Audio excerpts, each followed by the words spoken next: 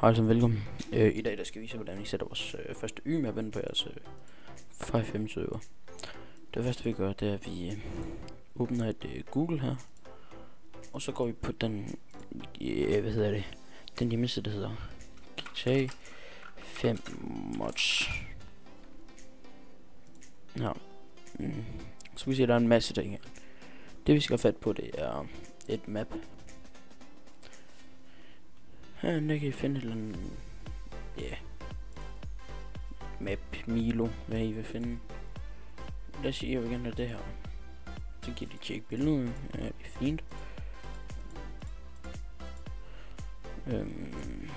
Det vil gøre, at du downloader det. Når du har downloadet det, så venter vi, fordi der er en stort YMap, der kan jeg godt høre, hvad jeg siger på en.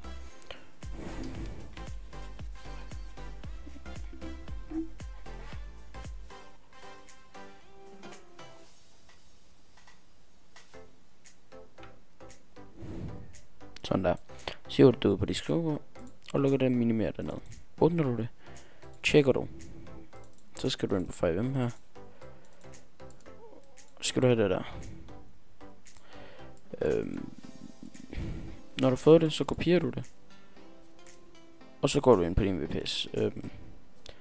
Og ja, min IP bliver sløret, når der vi logger på en VPS.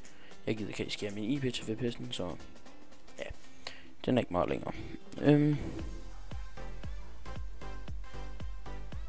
Igen, du lægger dit YMap ind her.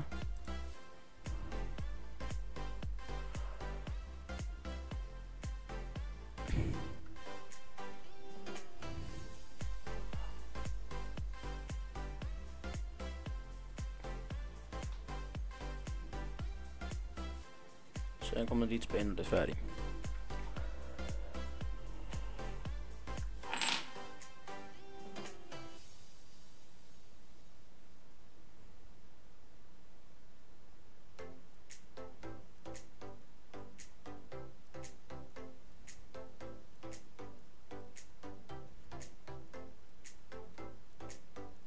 Godt, når det er inde, så har du dine filer, og så resource, og så maps.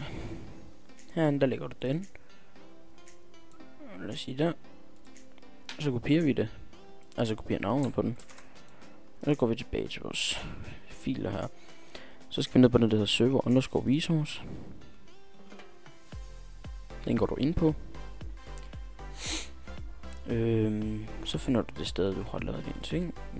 Nu har jeg personligt sat min helt hernede i bunden. Lige her. Det er de ting, jeg har herinde. Så går du hernede. Sletter den væk skrue, og så sætter vi den ind. Så har du startet et watermark.